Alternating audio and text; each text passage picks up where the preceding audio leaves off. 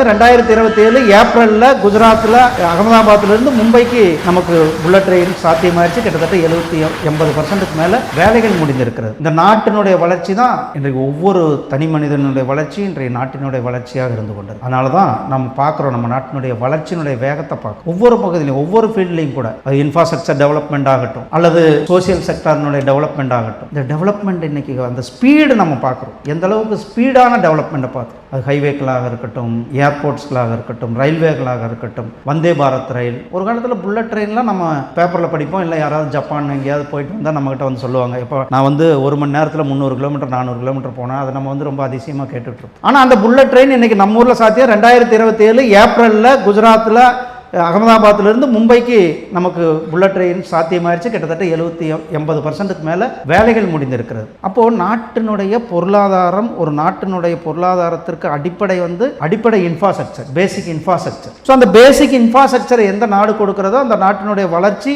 மிக வேகமாக வளரும். அப்போ வளர்ச்சியினுடைய வேகம் வளரும்பொழுது யங்ஸ்டர்களுடைய வேலை வாய்ப்புகள். ஒரு காலத்தில் டிஜிட்டல் இந்தியாவை பற்றி, இந்தியாவில் எப்படி சாத்தியமாகும்? நம்ம ஊரில் இன்டர்நெட் இல்லையே, நம்ம ஆளுங்க படிக்கலையே, நம்ம ஆளுங்க மொபைல் ஃபோன். அது ஒருத்தர் சொன்னார், நம்ம ஊருக்காரர் தான் சொன்னார், நான் இது அரசியல் பேசலை, இங்கே அரசியல் வேண்டாம். இப்போ மக்களுக்கு மொபைல் ஃபோன் யூஸ் பண்ண தெரியாது, இன்டர்நெட் இல்லை, அவங்க எப்படி டிஜிட்டல் இந்தியாவை கொண்டு வர முடியும்? ஆனால் நாம் வந்து மக்கள் மேலே நம்பிக்கை வைத்து, நம்மளுடைய பிரதமர் வந்து மக்கள் மேலே நம்பிக்கை வச்சார். இன்றைக்கி நீங்கள் சாதாரண ஒரு வியாபாரி, ஒரு ரோட்டில் சைடில் இருக்கிற வியாபாரி, அந்த வியாபாரிகிட்ட போய் நீங்கள் பணம் கொடுக்கணும்னா வேண்டான்னு சொல்கிறார், கூகுள் பே கொடுன்றார்.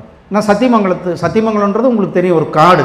நான் எலெக்ஷன் கேம்பெயின் பண்ணிகிட்டு இருக்கும்பொழுது சரி வெள்ளரிக்காய், ஒரு மதிய நேரம் வெள்ளரிக்காய் வாங்கலான்ட்டு சத்தியமங்கலத்துக்கு போகிற வழியில் நின்று காசு ஒரு வெள்ளரிக்காய் வாங்கும்போது அவர் எனக்கு தெரிஞ்ச காசு இல்லை நான் காசு கொடுத்து தான் ஆகணும் அப்படின்னு சொன்னாங்க.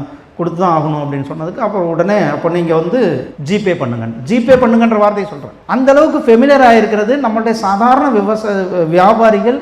இன்றைக்கு கூகுள் பே, டிஜிட்டல் பேயில் போயிட்டுருக்காங்க. அப்போது நம்ம இன்றைக்கி டிஜிட்டல் டிரான்சாக்ஷனில் கூட உலகத்திலேயே மிகப்பெரிய நாட்டில் 2வது நாடாக இருந்து கொண்டிருக்கோம். அதிகமான டிஜிட்டல் டிரான்சாக்ஷன் பண்ணி கொண்டு இருக்கின்ற நாடு நம்மளுடைய நாடு.